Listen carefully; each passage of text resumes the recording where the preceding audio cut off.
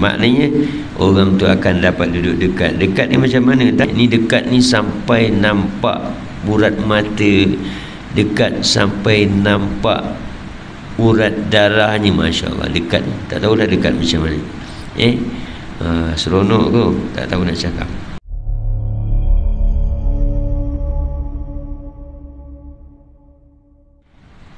Kalau kita tengokkan keistimewaan, kelebihan, keutamaan orang-orang yang duduk dengan orang-orang yang ada pangkatnya di dunia ini pun sudah kita nampak. Apatah lagi saat nanti ada golongan yang disukai ataupun senang kita sebut akan menjadi VVIP kepada baginda Nabi Muhammad sallallahu alaihi wasallam. Dan perkara ini sendiri disebutkan oleh baginda Nabi Muhammad sallallahu alaihi wasallam.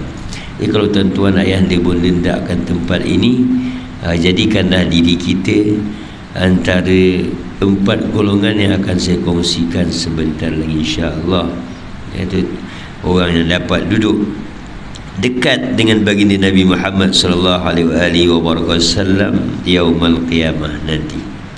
Ada sebahagian daripadanya, iaitu yang pertamanya ialah orang yang menyintai ataupun orang yang sangat mencintai baginda Nabi Muhammad sallallahu alaihi wasallam. Kerana orang yang sangat mencintai baginda Nabi Muhammad sallallahu alaihi wasallam, dia akan dapat duduk dekat dengan Nabi Muhammad sallallahu alaihi wasallam. Ini baginda Nabi sallallahu alaihi wasallam bersabda, anta ma'a man ahbabta. Kamu akan bersama dengan orang yang kamu cintai. Bila? Di yaumul qiyamah. Nak cinta, kena kenal dululah, kena mengajilah sifat-sifat yang terdapat pada baginda Nabi Muhammad SAW yang banyak diceritakan di dalam kitab Syama'il Muhammadiyah. Yang keduanya ialah orang yang banyak berselawat ke atas baginda Nabi Muhammad sallallahu alaihi wasallam.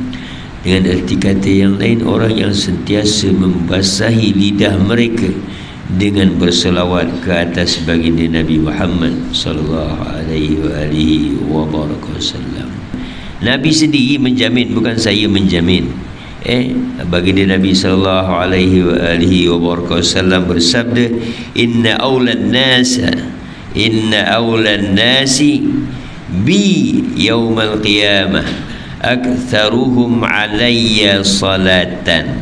Orang yang paling banyak ataupun orang yang paling utama, orang yang mendapatkan keutamaan di sisiku adalah orang yang paling banyak berselawat ke atasku, kata baginda Nabi sallallahu alaihi wasallam. Maknanya orang tu akan dapat duduk dekat. Dekat ni macam mana? Ni dekat ni sampai nampak urat mata, dekat sampai nampak urat darahnya. Masya Allah, dekat. Tak tahu dah dekat macam mana.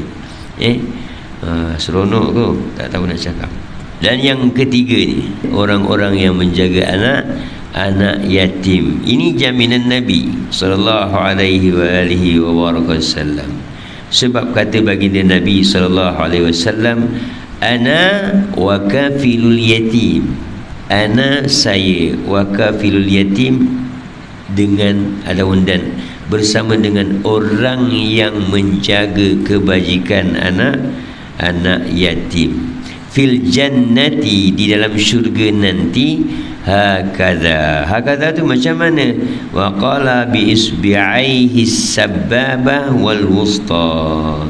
Lalu baginda Nabi sallallahu alaihi wasallam menunjukkan isyarat dengan kedua jarinya begini.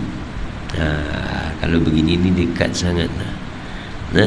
Dekat, so dekat sungguh. Jari telunjuk dengan jari tengahnya. Masya Allah, bolehlah. Kita kalaupun kita tidak berkahwin dengan mereka, ini ibunya, kita bagikanlah, kita uruskanlah pun boleh. tak ada masalah. Maksudnya orang yang menyantuni. Okey. Kenapa? Baginda Nabi SAW sangat memuliakan anak yatim. Yang terakhir, Nabi SAW menyatakan orang yang mempunyai akhlak yang baik, akhlak yang elok, itulah orang yang akan duduk dekat dengan baginda Nabi Muhammad SAW di yaumul qiyamah. Qala inna min ahabbikum ilayya wa aqrabikum minni majlisa min yaumil qiyamah ahasinakum akhlaqa. Orang yang paling aku cintai dan orang yang paling dekat denganku kelak. Bila tu kelak? Yaumul qiyamah, hari kiamat nanti. Siapa dia? Itulah orang yang ataupun mereka yang memiliki akhlak yang mulia, akhlak yang mulia. Ini semua petanda baik untuk orang-orang yang baik. Dapat tiket VVIP ni. Perangai bagi elok. Anak-anak ni perangai kena elok-elok. Bahasa kena elok, elok perkataannya, perbuatannya, tingkah lakunya semua kena elok-elok, sebab nanti akhirat besok dapat duduk dekat dengan baginda Nabi Muhammad sallallahu alaihi wasallam. InsyaAllah berakhlak mulialah kita. Mudah-mudahan itulah jalan untuk kita dapat duduk dekat dengan baginda Nabi Muhammad sallallahu alaihi wasallam yaumul qiyamah.